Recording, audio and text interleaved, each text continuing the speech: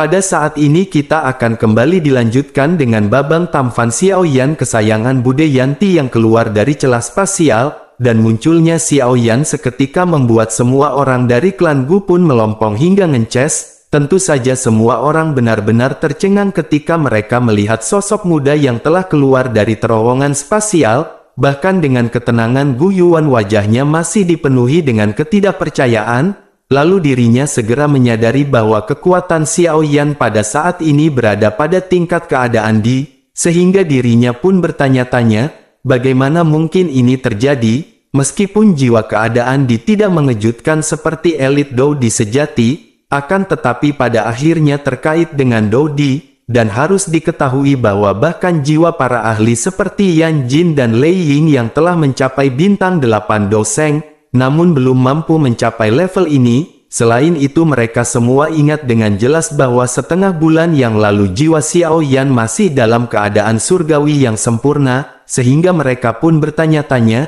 apa yang bisa dilakukan dalam setengah bulan. Tentu periode pelatihan yang singkat dapat dengan cepat menghabiskan waktu setengah bulan, namun kekuatan Xiaoyan telah mencapai transformasi luar biasa hanya dalam waktu setengah bulan ini.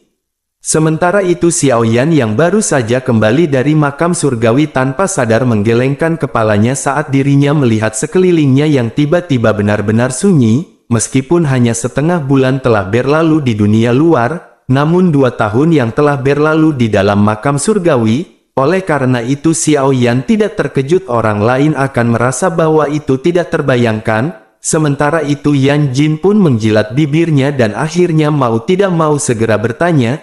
Dirinya bertanya, bagaimana mungkin Xiaoyan berhasil melakukannya, meskipun dirinya tidak terfokus pada pelatihan jiwanya, namun dirinya masih berlatih selama bertahun-tahun, dan jiwanya pada saat ini masih tetap berada di keadaan surgawi yang sempurna, sehingga masih ada jarak yang tidak diketahui untuk melangkah maju ke keadaan di. Sementara itu Xiaoyan pun segera menjawab tanpa memberikan penjelasan rinci. Jika leluhur Xiao Xuan telah memberi Xiaoyan hadiah, tentu saja Yan Jin dan Lei Ying pun terkejut setelah mendengarkan kata-kata Xiaoyan, lalu mereka segera tersenyum pahit dan menggelengkan kepalanya, dan kekaguman yang mereka miliki untuk orang ini telah mencapai puncaknya, karena orang ini memang layak sekali menjadi orang terkuat di benua Doqi, meskipun telah mati selama bertahun-tahun, namun dirinya masih memiliki kemampuan yang menakutkan.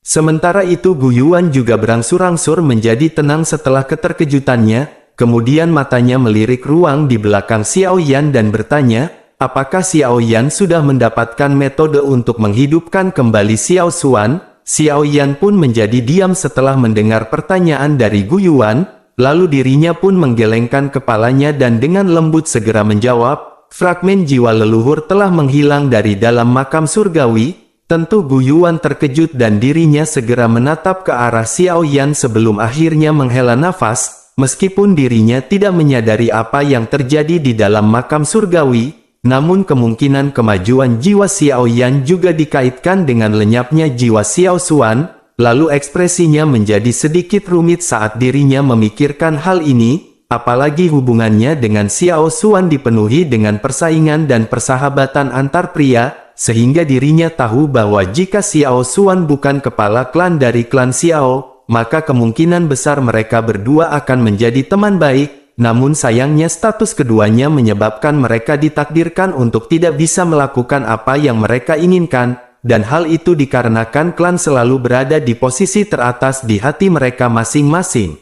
Sehingga akhirnya Gu Yuan pun segera menarik nafas sebelum akhirnya menyilangkan jarinya, lalu dirinya berkata, besok adalah batas waktu setengah bulan yang disebutkan oleh klan Hun, lalu dirinya pun segera menatap lebih tajam ke arah Xiaoyan dan bertanya, apa yang Xiaoyan rencanakan? Xiaoyan pun menggelengkan kepalanya dan berkata, apalagi yang bisa Xiaoyan lakukan? Xiaoyan tidak punya pilihan demi ayahnya, dan Xiaoyan juga saat ini merasa sedikit tidak berdaya, jadi terlepas dari apa masalahnya Xiaoyan harus menyelamatkan ayahnya, karena ini adalah janji yang Xiaoyan buat untuk kedua saudaranya.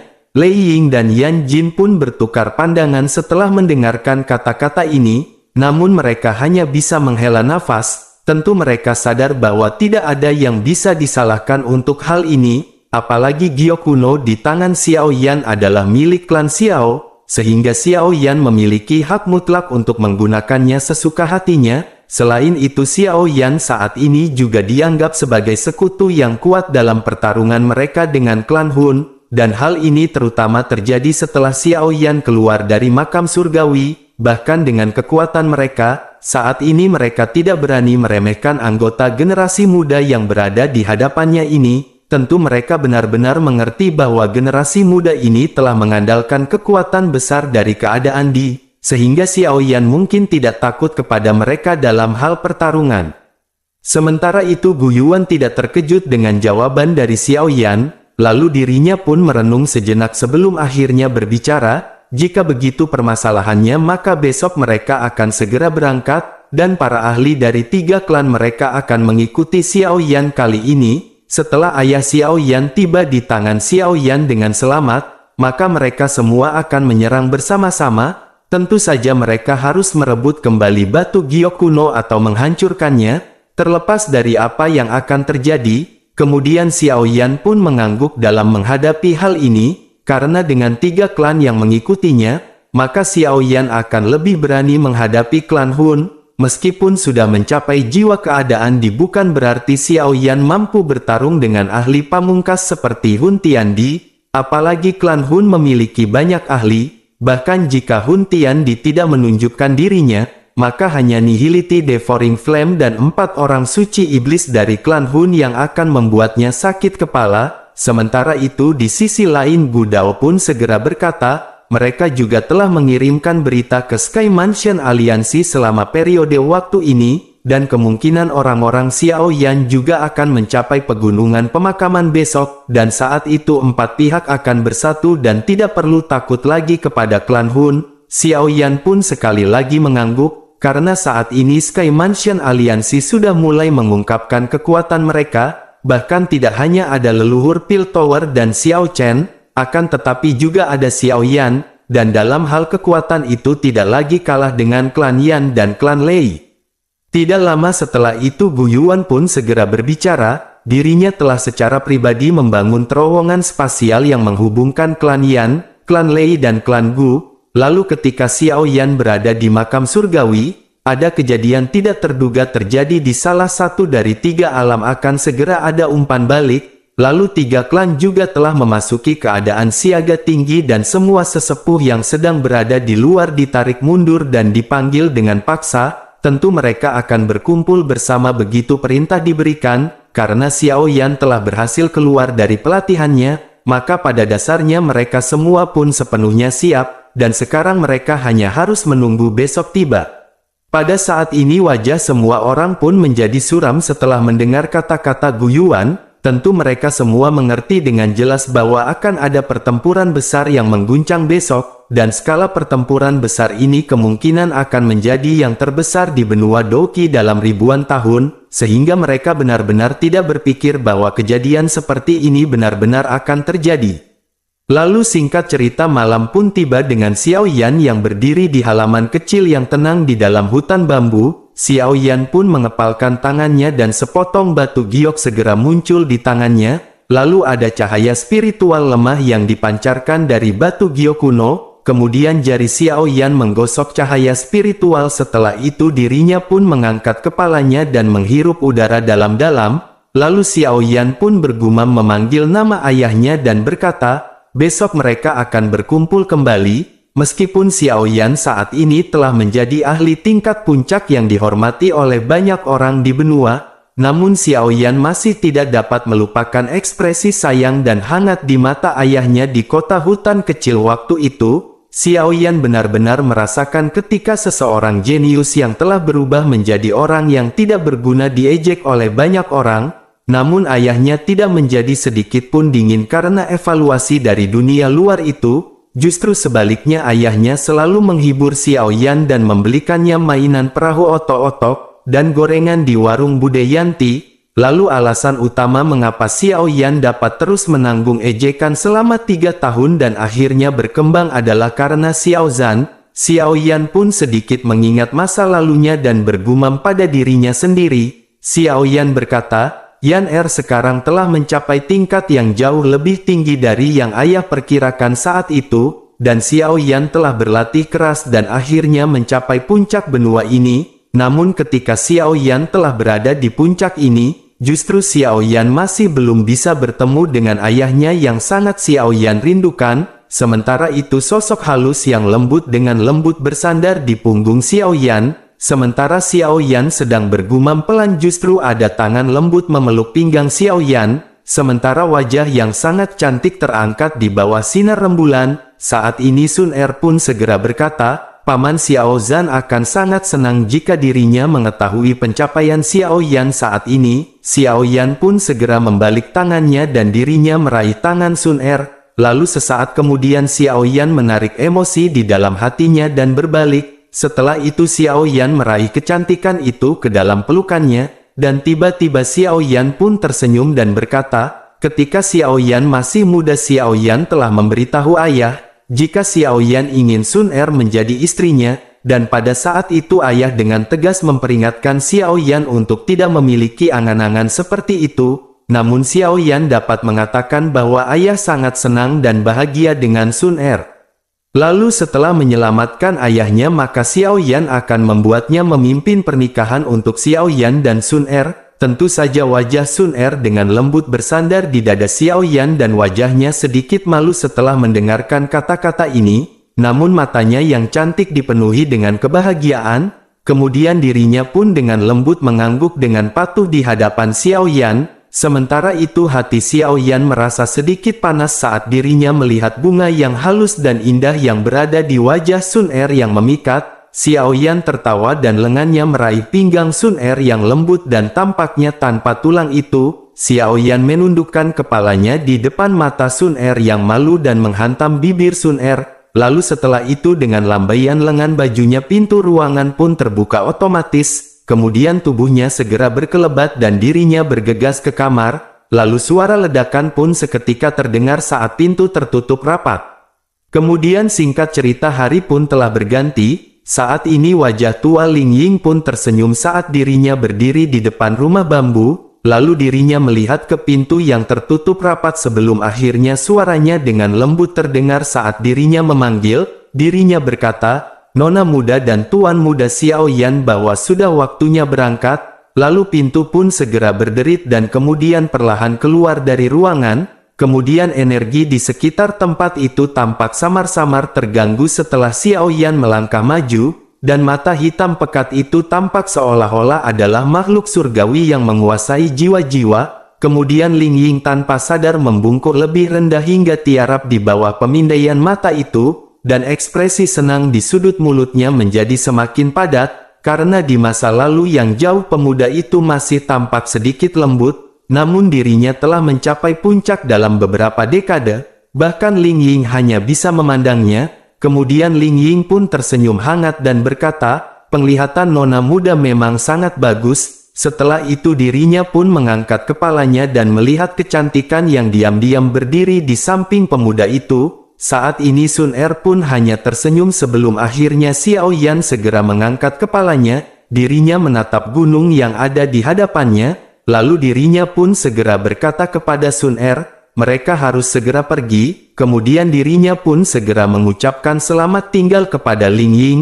Dan saat ini Xiao Yan mendeteksi sekelompok besar aura kuat yang berkumpul di gunung. Selain itu fluktuasi spasial juga dipancarkan dari dua arah lainnya. Dan tampaknya para ahli dari klan Lei dan klan Yan juga telah dimobilisasi. Lalu pada saat duo Xiao Yan tiba di langit di atas gunung, saat ini daerah itu sudah dipenuhi dengan banyak orang, dan banyak ahli dari klan Gu ke langit dan membentuk formasi yang teratur, lalu aura yang luas dan perkasa mengalir bertindak seperti satu kesatuan. Saat ini aura yang hebat tersebut pun bahkan menyebabkan Xiao Yan merasa terkejut.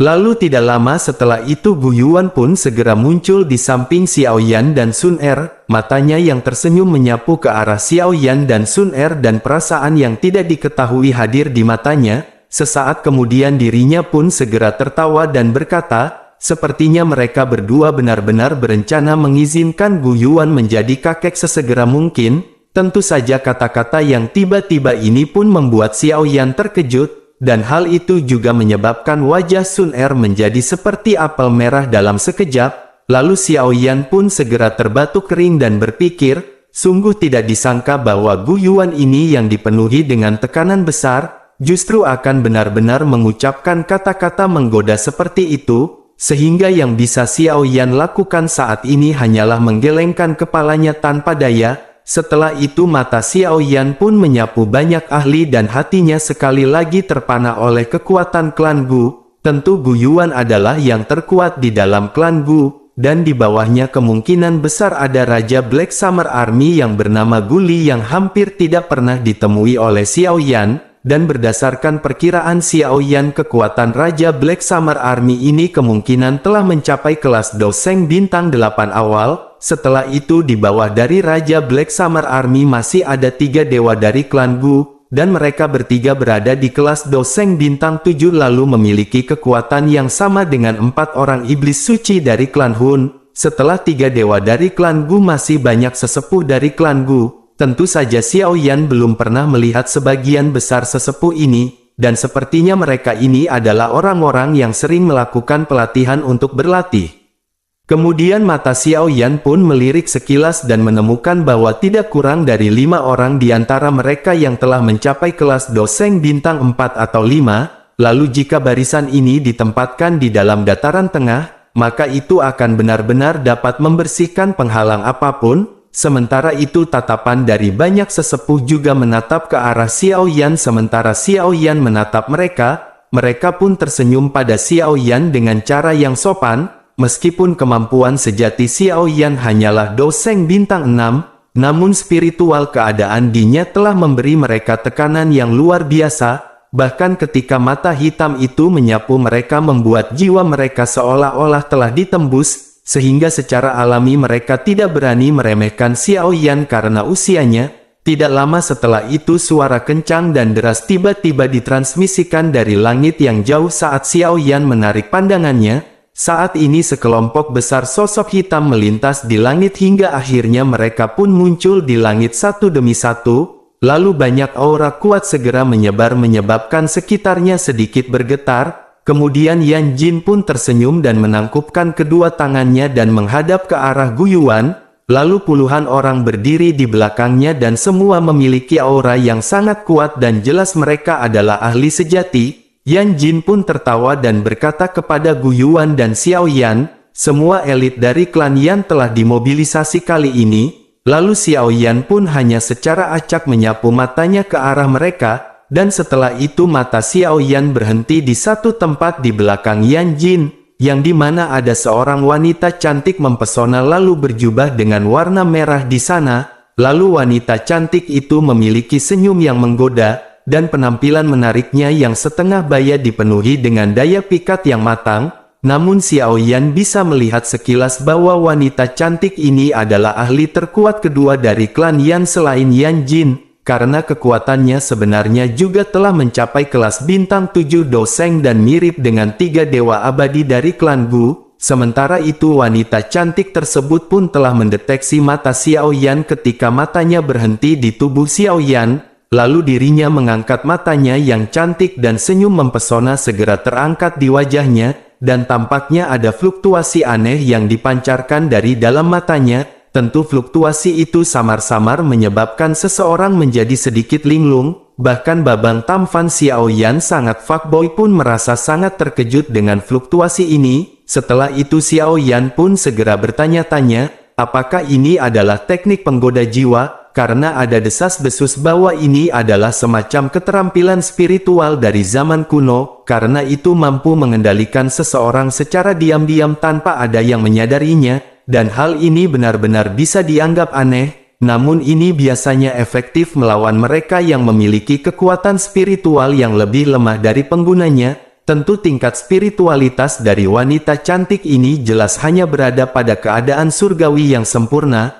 Lalu menggunakan apa yang disebut teknik menggoda jiwa di depan Xiao Yan dengan kekuatan spiritual tingkat ini, maka dapat dikatakan benar-benar sebuah lelucon. Setelah itu Xiao Yan pun tanpa sadar tersenyum dan menggelengkan kepalanya setelah memikirkan hal ini. Lalu Xiao Yan pun menatap wanita cantik tersebut dan tekanan kuat yang tidak terlihat dengan tenang menyebar dari alisnya.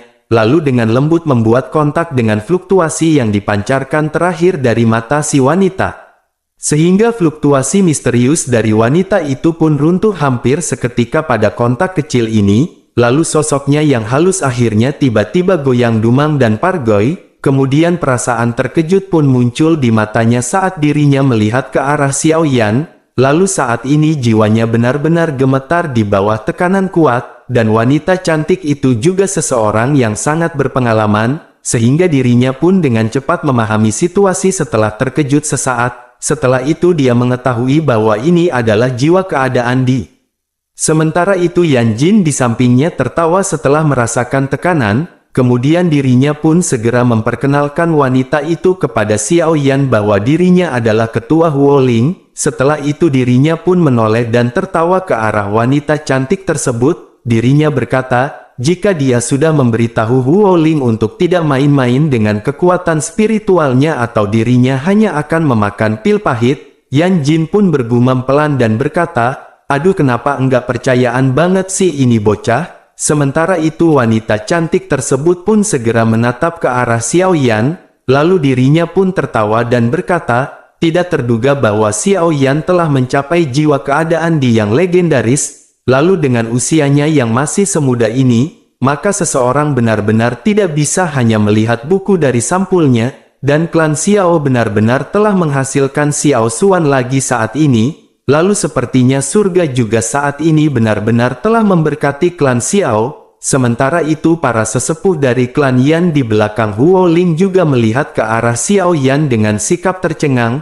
karena kekuatan jiwa keadaan di bahkan kepala Yan Jin di klan Yan belum mencapai tingkat ini. Sementara itu Xiao Yan pun tersenyum dan berkata, peri Huoling benar-benar terlalu memuji. Karena Xiao Yan hanya benar-benar beruntung hingga dapat ke tingkat seperti ini. Lalu tidak lama setelah itu Gu Yuan pun segera membuka mulutnya dan mulai berbicara. Dirinya berkata, semua orang tentu mengerti apa yang harus mereka lakukan hari ini. Lalu Gu Yuan tidak akan mengatakan apa-apa lagi, dan setiap orang tentu memahami dengan jelas kekuatan dari klan Hun di hati mereka masing-masing. Lalu jika mereka bertarung maka seseorang tidak boleh meremehkan musuh. Setelah itu anggota dari 3 klan pun menjadi diam setelah mendengar perkataan Gu Yuan sebelum akhirnya mengangguk setuju. Tentu saja reputasi Gu Yuan di antara 3 klan kuno benar-benar cukup besar. Selain itu kekuatan Do Seng bintang 9 yang mencapai puncaknya menyebabkan seseorang merasa takut dan hormat.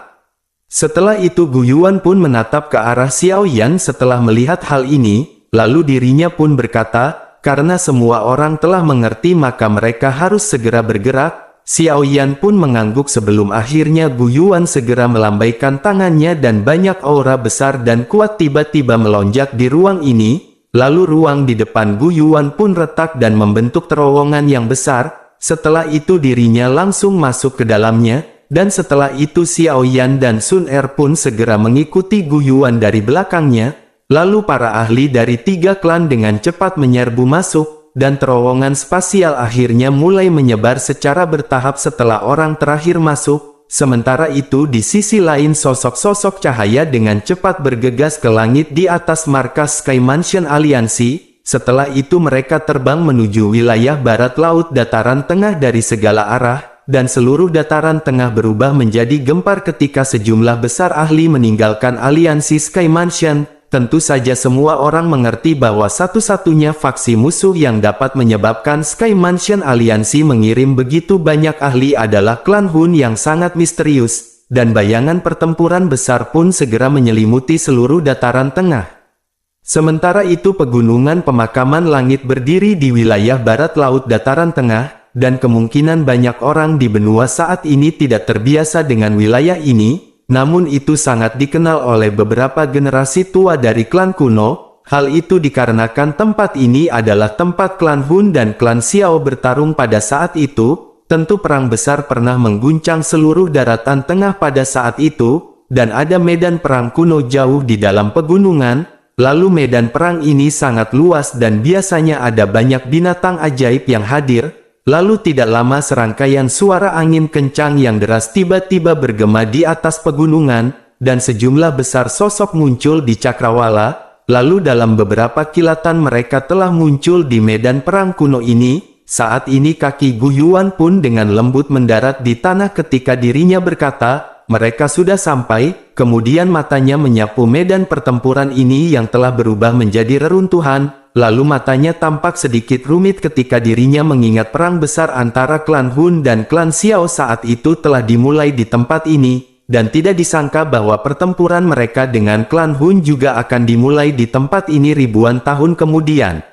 Sementara itu banyak ahli dari 3 klan bergegas maju. Setelah semua orang baru saja mendarat, saat ini mereka dengan cepat melakukan pencarian singkat di pegunungan ini. Tentu hal ini sebagai tindakan pencegahan terhadap setiap penyergapan yang dilakukan oleh klan Hun. Tidak lama setelah itu Yan Jin pun melangkah maju dan berkata, sepertinya klan Hun belum tiba. Gu Yuan pun mengangguk sedikit setelah mendengar perkataan tersebut. Sementara itu Xiao Yan pun tiba-tiba mengangkat kepalanya dan tersenyum mantap ke arah langit utara. Lalu beberapa riak familiar terdengar samar-samar dari tempat itu dan Xiao Yan segera berkata, mereka dari Sky Mansion Aliansi telah tiba. Tentu semua orang pun segera melihat ke arah yang Xiao Yan lihat setelah kata-katanya terdengar. Namun pada saat ini mereka tidak melihat siapapun.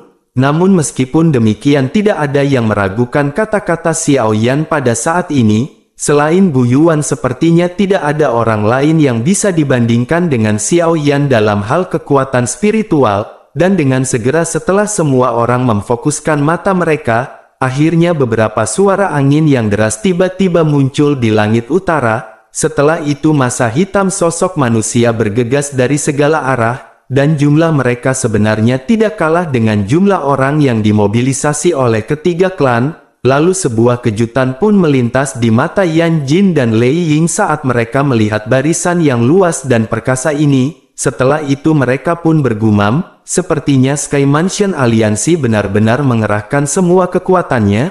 Meskipun Sky Mansion Aliansi mungkin lebih rendah daripada klan Yan dan klan Lei dalam hal elit. Namun jumlah ahli yang mereka miliki telah mencapai tingkat yang begitu menakutkan. Sementara itu di sisi lain bayangan hitam dengan cepat muncul di pegunungan dari segala arah di depan mata semua orang. Tentu orang yang di depan secara alami adalah Abah Yao Lao. Lalu di belakangnya adalah Kailin, dokter peri kecil, Xiao Chen dan yang lainnya. Bahkan leluhur Piltover dan tetua Senong juga telah ikut ke sini. Tentu kedua belah pihak secara alami terlibat dalam percakapan sopan saat pasukan besar berkumpul, apalagi nenek moyang Piltover dan tetua Senong dapat dianggap akrab dengan ketiga klan, sehingga mereka secara alami memiliki banyak hal untuk dibicarakan sekarang setelah mereka bertemu. Sementara itu Xiao Chen di sisi lain hanya melirik orang-orang dari 3 klan sebelum berjalan menuju ke arah Xiao Yan. Setelah itu Xiao Chen pun melirik Xiao Yan dan bertanya, apakah Xiao Yan baik-baik saja? Xiao Yan pun tersenyum ketika melihat Xiao Chen yang dianggap sebagai leluhurnya. Kemudian dirinya pun mengangguk namun dirinya tidak memberitahu Xiao Chen tentang apa yang terjadi kepada Xiao Xuan pada saat ini. Karena jika Xiao Chen mengetahui tentang berita ini, maka kemungkinan besar itu akan menjadi pukulan besar baginya. Oleh karena itu tidak ada salahnya untuk sementara merahasiakannya. Lalu tidak lama setelah itu sebuah wangi-wangian tiba-tiba menerkam saat Xiao Yan sedang mengobrol dengan Xiao Chen. Lalu dirinya mengangkat kepalanya dan melihat wajah dingin Tante Kailin yang menyihir. Kemudian Xiao Yan menggosok hidungnya dan tertawa kering setelah melihat sikap Tante Kailin yang agak dingin ini. Lalu tidak lama setelah itu Sun Er pun berdiri di samping Xiao Yan dan setelah melihat Kailin perlahan berjalan, menyebabkan sebuah riak muncul di matanya sebelum dirinya bertanya dengan senyum yang lembut. Sun Er pun berkata, akhirnya mereka telah bertemu lagi. Lalu apakah kakak Kailin dengan Xiao Xiao baik-baik saja? Tentu seperti biasa wajah Tante Kailin tidak mengungkapkan sedikit pun senyum setelah mendengar hal ini. Kemudian dirinya dengan lembut berkata, dirinya baik-baik saja, namun dirinya meratapi orang tertentu yang absen dari rumah sepanjang waktu. Sementara itu Sun Er pun hanya tersenyum mendengar kata-kata itu, sedangkan Xiao Yan di sampingnya hanya bisa menggelengkan kepalanya tanpa daya, dan saat ini tampaknya Kailin sedikit tidak senang karena dirinya telah hilang untuk waktu yang lama. Sementara itu Kailin melengkungkan bibirnya setelah melihat sikap Xiao Yan, lalu dirinya pun segera bertanya, apakah luka Xiao Yan sudah sembuh? Nada suara Kailin pada saat ini tiba-tiba menjadi jauh lebih lembut, meskipun dirinya sedikit marah kepada Xiao Yan karena tidak pulang ke rumah, namun pemikiran rasional masih mendominasi pikirannya, dan perasaan seperti itu benar-benar sesuatu yang biasanya memang dimiliki oleh seorang wanita. Menanggapi hal itu Xiao Yan pun tersenyum dan berkata, dirinya telah sepenuhnya pulih. Setelah itu Xiao Yan pun segera menyapu pandangannya ke sekeliling dan mulai bertanya. Xiao Yan berkata, bukankah aliansi takut seseorang menghancurkan fondasinya? Namun mengapa begitu banyak ahli yang saat ini dikirim? Tante Kailin pun segera menjawab, Abah Yao Lao telah mengatakan hal ini benar-benar sangat penting bagi Xiao Yan. Tentu saja Xiao Yan pun seketika terkejut dan hatinya langsung menghangat. Karena dengan kedatangan tentara dari Sky Mansion Aliansi di medan perang kuno, maka seluruh pegunungan dengan cepat menjadi jauh lebih redup. Selain itu ada juga banyak ahli dari dataran tengah di luar pegunungan yang tertarik karena aktivitas tersebut, namun mereka tidak berani melangkah ke pegunungan setelah tiba di pegunungan Makam Langit, dan hal ini karena mereka dapat merasakan bahwa aura yang berkumpul di tempat ini telah mencapai tingkat yang sangat menakutkan. Sehingga jika mereka diseret ke dalam pertempuran pada tingkat seperti itu, maka kemungkinan besar mereka akan modar dan pindah alam, sehingga yang dilakukan mereka pada saat ini hanya nongkrong di warung Bude Yanti cabang stasiun Manggarai. Lalu setelah interaksi singkat dari pertemuan kedua belah pihak, saat ini semua orang sekali lagi menjadi berhati-hati, lalu pandangan mereka menyebar ke seluruh tempat di pegunungan ini, dan setiap aktivitas yang ada akan segera menjadi umpan balik kelompok Xiao Yan. Lalu waktu pun perlahan berlalu di tengah penantian ini, dan saat matahari yang cerah mencapai puncaknya, saat ini Xiao Yan dan Gu Yuan yang telah duduk di atas batu besar tiba-tiba membuka mata mereka bersama, lalu suara rendah menyebabkan semua orang tiba-tiba menjadi tegang ketika mereka berkata, klan Hun yang hobinya mencuri celana dalam telah datang. Oleh karena itu amankanlah celana dalam kalian masing, karena jika tidak maka tanggung sendiri akibat.